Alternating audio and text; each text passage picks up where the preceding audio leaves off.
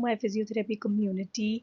I know आप लोगों का फार्मा का एग्ज़ाम है एंड बहुत सारी चीज़ें कवर नहीं हुई हैं, तो मैंने बहुत छोटी-छोटी सी स्लाइड बनाई है सो दैट आप लोग शॉर्ट में एक टॉपिक जल्दी से कवर कर लो।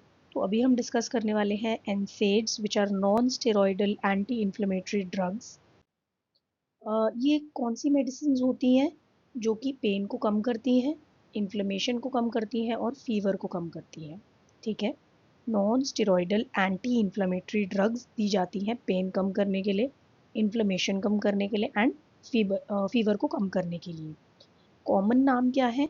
आइबुप्रोफेन, एस्पिरिन, डाइक्लोफेनाक, नाप्रोक्सेन, ठीक है।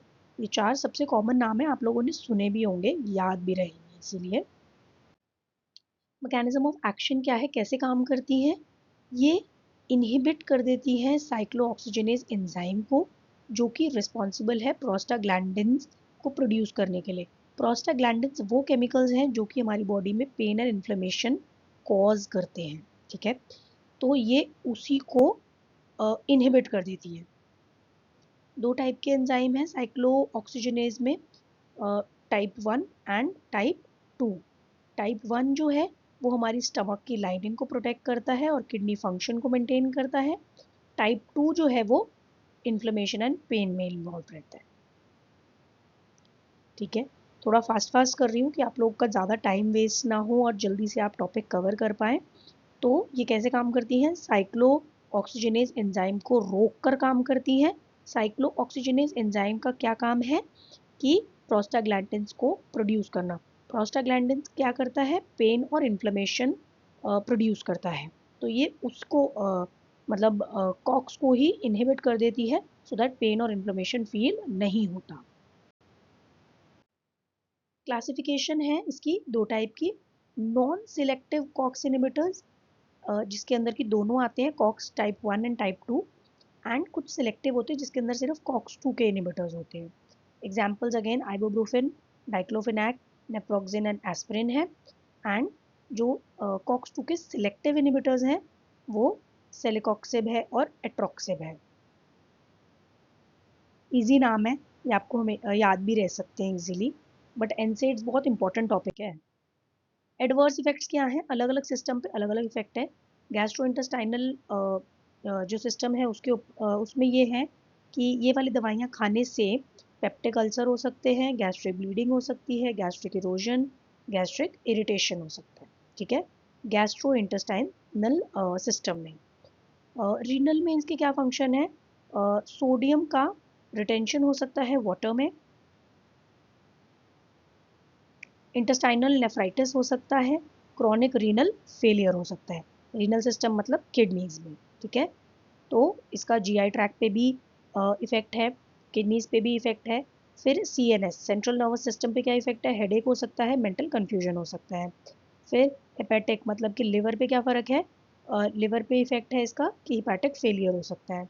देन हेमाटोलॉजिकल क्या इफेक्ट है? हेमाटोलॉजिकल मतलब ब्लड से रिलेटेड ब्लीडिंग हो सकती है, थ्रोम्बोसाइटोपिनिया हो सकता है। और क्या हो सकता है? स्किन में रैशेस हो सकते हैं, अस्थमा हो सकता है एंड प्लूराइटिस हो सकता है, ठीक है। तो एडवर्स इफेक्ट्स बहुत सारे हैं, मल्टीपल हैं। एंड नोजिया एंड वॉमिटिंग भी एक कॉमन सिम्टम है।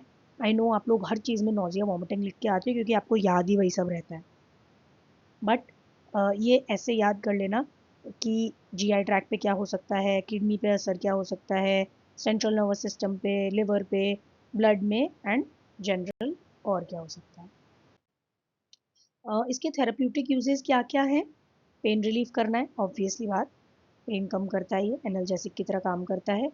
मस्कुलोस्केलेटल पेन होते हैं, आर्थराइटिस का पेन है, या फिर पोस्ट ऑपरेटिव पेन पे भी हेल्प करता है। देन एंटी इन्फ्लेमेटरी की तरह काम करता है।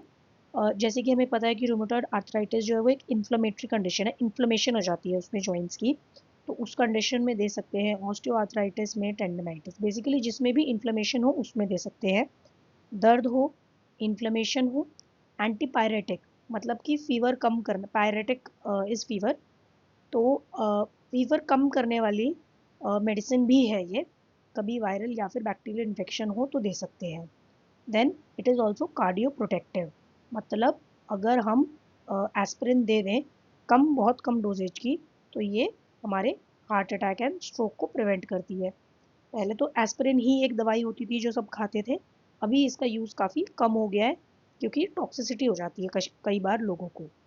ठीक है, तो इसका काम क्या है, पेन कम करने का, इन्फ्लेमेशन कम करने का, फीवर कम करने का एंड हार्ट को प्रोटेक्ट करने का। चार, सिंपल। तो एनसेड्स के लिए आज इतना ही रखेंगे, सो दैट आप एग्जाम में एटलीस्ट अटेम्प्ट करके आ पाओ अगर क्वेश्चन आ जाए तो। Thank you for watching. Share कर दो उन बच्चों के साथ जो बेचारे बहुत ज़्यादा टेंस्ड हैं कि कल एग्जाम में क्या होने वाला है।